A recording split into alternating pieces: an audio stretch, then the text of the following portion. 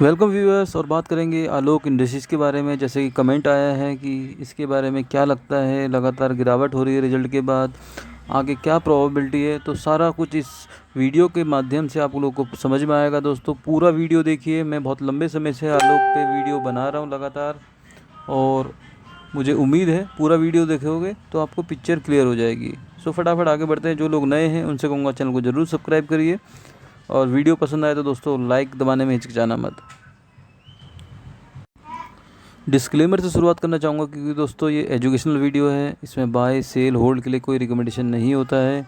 कुछ ना कुछ सिखाने की कोशिश होती है मेरी, कुछ ना कुछ समझाने की कोशिश होती है। एक वीडियो मैंने और भी डाला है, कुछ ऑप्शंस ट्रेडिंग में भी एंट्री करना चाहते थे लोग बाग। सो दोस्तों अगर डेली इनकम वाला प्रोसेस चाहिए, क्योंकि शेयर तो देखो जब मोमेंटम आएगा, न्यूज़ आएगी तब बढ़ते हैं, लेकिन ऑप्शन ट्रेडिंग के अंदर आप डेली कमा सकते हो अगर आपको सही नॉलेज हो तो। मैंने एक वीडियो डाला है एजुकेशन पर्पज़ के लिए, आई बटन में यहाँ पर मैं शेयर कर रहा हूँ, तो ज़रूर देखिए, आपको कुछ समझ में आ जाएगा। और आपके पास अगर अकाउंट नहीं है डीमेट का, बिल्कुल फ्रेश हो, तो आप नीचे डिस्क्रिप्शन पे लिंक दिया हुआ है अप स्टॉक का, उससे अकाउंट भी खुलवा सकते हो, अच्छे ऑफ़र मिल सकते हैं। दोस्तों सबसे पहले कामकाज की बात करते हैं। और आज भी देखा जाए तो 1% की गिरावट के साथ क्लोज हुआ है, लेकिन इसने 25 रुपये 10 पैसे का हाई लगाया था, और इसका जो प्राइस बैंड है वो 10% का है। तो इसके अंदर दोस्तों एक सबसे बड़ा पॉजिटिव पॉइंट ये है कि इसके अंदर लोअर सर्किट वाली चीज़ अब नहीं लग रही है। वो इसके लिए बहुत पॉजिटिव है। और दूसरा पॉइंट ये है कि दोस्तों ये जो हाईलाइट हुआ था स्टॉक, जब ये लिस्ट हुआ था, एकदम से ये 3-4 रुपये से 60 रुपये तक का लेवल टच करके आ गया था। तो जितने भी रिटेल इन्वेस्टर हैं उनके दिमाग में कह सकते हो ये पूरा फिट बैठ गया, और तब से अभी तक यही उम्मीद में है कि एक अपर सर्किट वाला दौर इसके अंदर आए, जो फिर एक बड़ी रैली आए, जो कि नहीं आई है उसके बाद से। ठीक है, आगे बढ़ते हैं। टोटल ट्रेडिंग वॉल्यूम की बात करें दोस्तों, आज 44 लाख के लगभग टोटल क्वांटिटी ट्रेडेड है, और 26 लाख शेयर की आज डिलीवरी उठी है, जो कि 58% से ऊपर है। एक अच्छा खासा नंबर होता है 58%। ठीक है, आगे बढ़ते हैं। सेल के ऑर्डर लगे हुए हैं 28,000 29,000 जो दिख रहे हैं अभी। हो सकता है कि थोड़ा बहुत निगेटिव ओपनिंग या थोड़ा बहुत फर्स्ट सेशन में थोड़ा और गिरावट इसके अंदर हो। ओवरऑल सेक्टर की बात करें टेक्सटाइल की दोस्तों, फ्यूचर जो एज पर द न्यूज़ वगैरह चल रही हैं, फ्यूचर ब्राइट है पूरे टेक्सटाइल सेक्टर का इंडिया में, जो मुझे लगता है। मीन्स कह सकते हो आप टेक्सटाइल सेक्टर लॉन्ग टर्म के लिए एक अच्छा खासा आउटपुट दे सकता है इन्वेस्टर्स को। मीन्स लॉन्ग टर्म के लिए टेक्सटाइल सेक्टर ग्रोथ करेगा, ऐसी प्रोबेबिलिटी लगती है। टेक्सटाइल पार्क वगैरह का भी अनाउंसमेंट है, आप लोगों को पता ही है, नोएडा वगैरह हर जगह प्लानिंग ऑलरेडी चल रही है इसके ऊपर। Long term view textile sector में बुलिश है। सीधे आलोक पे आते हैं दोस्तों। अगर हम पूरा वीकली वॉल्यूम देखें इसके अंदर, तो बिल्कुल एक सीमित दायरे के अंदर वॉल्यूम जनरेट हो रहे हैं, ना बढ़ रहे हैं ना घट रहे हैं। तो मीन्स एक लेवल के अंदर ये ट्रेड कर रहा है, और जो कि 23-24 रुपये से ऊपर है, तो ये अच्छी बात है इसके लिए। ठीक है, सबसे मेन पॉइंट दोस्तों, जब से इसके रिजल्ट आए हैं तब से गिरावट देखने को मिली है, और रिजल्ट मैंने आप लोगों के साथ पहले भी शेयर कर चुके हैं। रिजल्ट के अंदर ज़्यादा कुछ नहीं है। हम सब वेट कर रहे थे, या मार्केट की एक्सपेक्टेशन थी कि ये प्रॉफिट जनरेट करेगा, और जो टर्न अराउंड का प्लान है जो आलोक थी पहले 100 रुपये से ऊपर का शेयर, वो वहाँ तक पहुँचेगा। लेकिन उसमें अभी समय लगने वाला दोस्तों, क्योंकि अभी कोविड वाला दौर चल रहा है, तो कोई भी कह सकते हो प्रोबेबिलिटी सही नहीं बता सकता कि एक्चुअल आउटपुट क्या आ सकता है बिजनेस से। अभी जो मार्केट का जो कह सकते हो पूरा सिस्टम है, वो डिफरेंट वे में काम कर रहा है ड्यू टू कोविड। ठीक है, आपको पता है ये फर्स्ट क्वार्टर के अंदर कोविड की सिचुएशन इंडिया में थी, लॉकडाउन वगैरह की सिचुएशन भी थी। अगर हम कोविड वाला पॉइंट कंसीडर करें, तो सेल के अंदर दोस्तों उतनी गिरावट नहीं हुई है। ये सारे फिगर करोड़ में हैं। 1455 करोड़ की सेल हुई थी मार्च में, और दोबारा जो जून का क्वार्टर है उसमें 1228 करोड़ की सेल हुई है। तो ज़्यादा कुछ इम्पैक्ट नहीं दिख रहा है। और अगर आप बड़े बड़ी कंपनियां, बड़े बड़े बैंकों के रिजल्ट देखोगे, तो उन सब के अंदर भी फर्स्ट क्वार्टर के अंदर प्रेशर या थोड़ा सा कंपैरिजन में मार्च के कंपैरिजन में थोड़ा सा डाउन आए हैं, तो आलोक का भी डाउन आएगा ना। सो अगर आप इस वे में देखते हो इसको, सो मेरे हिसाब से रिजल्ट के अंदर कोई ख़राबी नहीं थी, और जो ईबिटा है वो भी इसका ठीक ठाक है, और इतना भी नहीं है कि मीन्स ये कुछ जनरेट ही नहीं कर रहा ऑपरेटिंग इनकम, ठीक है।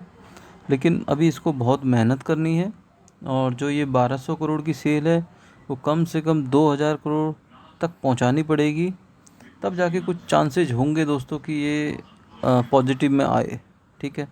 तो 2000 करोड़ तक की सेल लाएंगे, और थोड़ा जो एक्सपेंसेस हैं उनको कंट्रोल कैसे किया जाए, तभी मार्जिन आ पाएगा अच्छा खासा प्रॉफिट के अंदर। सो रिजल्ट कोविड की दृष्टि से देखा जाए तो ठीक ठाक है, बड़ी बड़ी कंपनियों की भी ऐसे आ रहे हैं, लेकिन मार्केट प्रॉफिट का वेट कर रहा था, तो प्रॉफिट नहीं आएगा तो जाहिर सी बात है प्रेशर आना ही था स्टॉक के अंदर, और लगातार गिरावट देखने को मिली है, जो कि हमें लगातार दिखने को मिल रहा है। ये इस ट्रेंड लाइन को फॉलो कर रहा है, सो डाउन ट्रेंड में है अभी पूरी तरह, और ये जो रेंज थी इसकी बिफोर द रिजल्ट, तो चांसेस हाई हैं कि इस रेंज के अंदर दोबारा आ जाए, अगर कोई न्यूज़ नहीं आती है तब तक, क्योंकि ये डाउन ट्रेंड में है, एक ब्रेक डाउन की ज़रूरत है इसको। और 22 रुपये 45 पैसे का जो सपोर्ट इसने तोड़ा, ये लाइन ब्रेक हुई तो आप समझ लीजिए फिर ये वही 18 रुपये से 22 रुपये की रेंज में रहने वाला है फ़िलहाल, क्योंकि यहाँ पर देखिए ब्रेक डाउन हुआ था पहले, सो उसके बाद से लगातार जो इसके अंदर रिटेल इन्वेस्टर हैं वो तब से वेट कर रहे हैं ये ऊपर जाएगा, बट ये एक रेंज में ही काम करता रहा, और इस रिजल्ट में उम्मीद थी तो इसने जंप मारा, चाहे कह सकते हो वो ऑपरेटर्स थे या कुछ भी हो सकता है, लेकिन फिर रिजल्ट जो मार्केट की एक्सपेक्टेशन थी उसके अनुकूल नहीं आए, तो फिर ये अपनी उसी रेंज के अंदर जाने की कोशिश कर रहा है, ठीक है। सो क्या हमें बेच के बाहर आ जाना चाहिए, क्या और वेट करें, ये सारे क्वेश्चन है दोस्तों। सो जो मुझे लगता है मैं वो बताऊंगा, और मैं पहले बता चुका हूँ, मैं जो अपना विश्लेषण है वो बताता हूँ, मैं किसी को बाय सेल होल्ड के लिए कभी नहीं बोलता हूँ, अपने फाइनेंशियल एडवाइजर से डिस्कस करने के बाद ही कुछ आप डिसीजन लीजिएगा। मैं अपना विश्लेषण बताता हूँ कि मुझे क्या लगता है।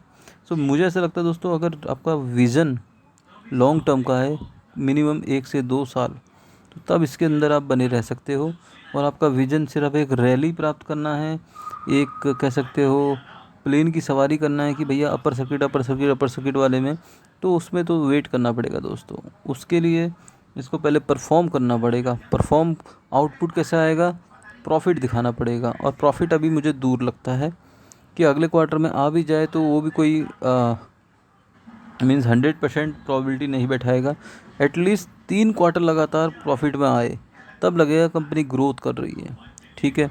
So long term view capital gain में जो कमाना चाहते हैं उनके लिए स्टॉक कहीं ना कहीं सही बैठता है, क्योंकि आगे टेक्सटाइल सेक्टर बढ़ने वाला है, जो अभी तक की न्यूज़ वगैरह कह रही हैं उनके अकॉर्डिंग।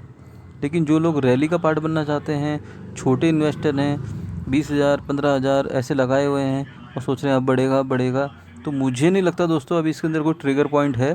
एक आध कुछ रिलायंस की तरफ से कुछ न्यूज़ वगैरह आ जाए, शेयर होल्डर की तरफ से कुछ आ जाए तो बात अलग है। न्यूज़ नहीं आएगी तब तक ये शेयर मूवमेंट नहीं करेगा, ये न्यूज़ बेस्ड स्टॉक नहीं है, ठीक है। फैक्ट्री है, कंपनी है, सो फैक्ट्री और कंपनी का ज़्यादातर कम्युनिकेशन जब रिजल्ट आउट होते हैं तभी होता है। कोई ऐसा नहीं कि लगातार इस पर कोई न्यूज़ आएगी। ये टेलीकॉम सेक्टर, बैंकिंग सेक्टर नहीं है, ये ध्यान रखना है आपको, ठीक है। सो ये ओवरव्यू कहानी है, आप डिसीजन आपको खुद लेना है। लॉन्ग टर्म व्यू है तो मेरा, अगर लॉन्ग टर्म व्यू है तो मैं तो बने रहूँगा। अगर मेरा शॉर्ट टर्म व्यू है कि भैया 1 महीना 2 महीना देख लेते हैं, तो दोस्तों मुझे नहीं लगता इसके अंदर अभी कोई ट्रिगर पॉइंट है। और जैसे ये अभी डाउन ट्रेंड में चल रहा है, तो अगर 22 रुपये 45 पैसे का सपोर्ट तोड़ेगा तो फिर ये 18 से वही 23 की रेंज में रहने वाला है एक क्वार्टर और, अगर कोई न्यूज़ नहीं आती है बीच में तो, ठीक है। और फिर 18 वाला जो लेवल है वो हमारे लिए इम्पॉर्टेंट हो जाएगा, ठीक है, ये वाला। सो ये ओवरऑल कहानी है। होप आप लोग को विश्लेषण समझ में आया होगा, और क्या करना है ये आप लोग मुझे भी कमेंट बताना आप लोग क्या कर रहे हो, सो दैट आगे का विश्लेषण मैं अकॉर्डिंगली करूँ। आपका कोई क्वेश्चन बच रहा हो तो वो भी पूछ लेना। बात समझ में आए दोस्तों वीडियो को लाइक, चैनल को सब्सक्राइब जरूर करिएगा। मिलते हैं नेक्स्ट वीडियो में। Bye bye.